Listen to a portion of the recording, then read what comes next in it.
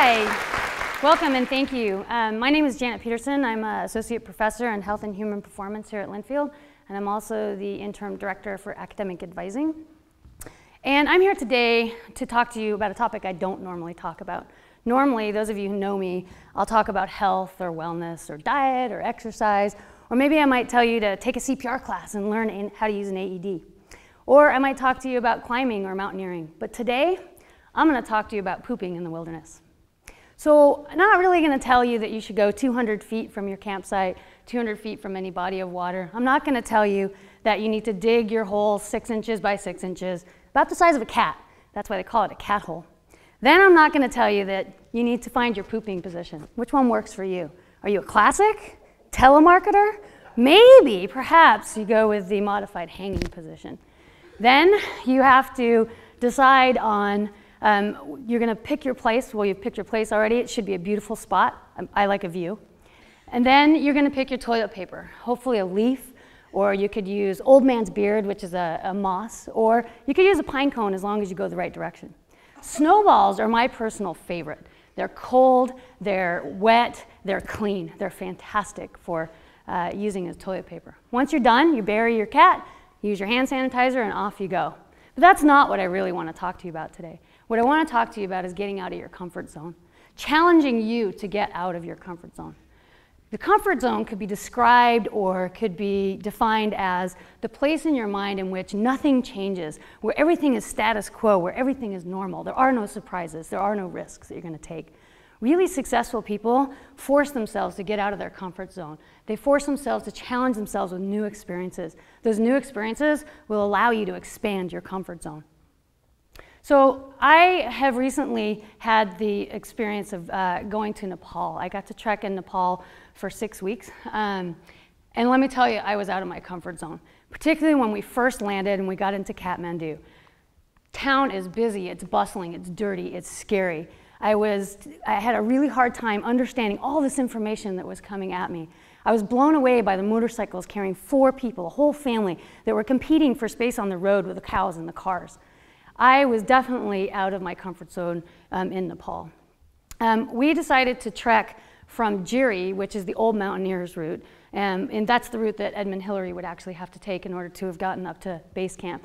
And have you ever seen the show, The World's Worst Roads?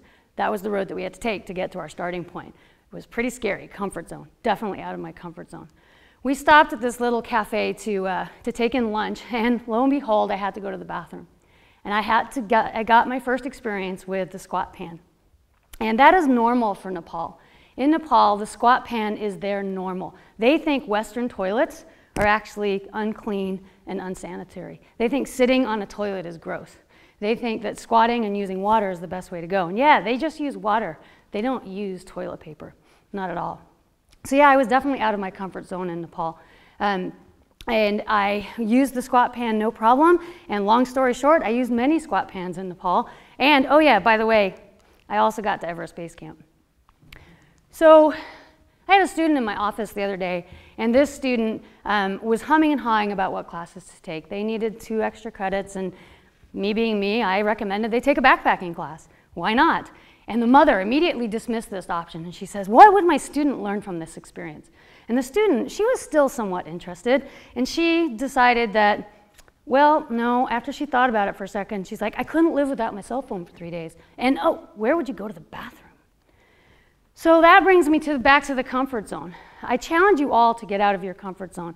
There are 3 zones that we can talk about, and a lot of people are really thinking that there's only the comfort zone, I'm good, or I'm stressed, and there's nothing in between. You really need to get out into the learning zone to take on risks, to try new things, for learning to occur.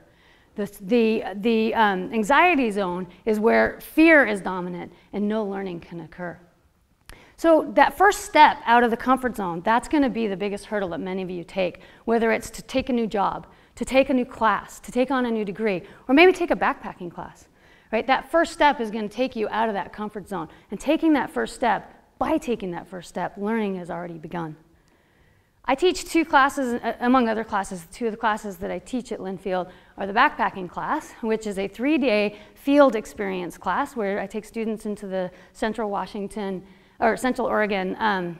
mountains, and we stay out there for 3 days. I also teach an outdoor environmental studies class in which we take students for 3 to 4 weeks in the backcountry on skis with sleds. And the cool thing about these classes is that most of these students have never camped, many of them have never backpacked, many of them have never even set up a tent, they've never been on skis.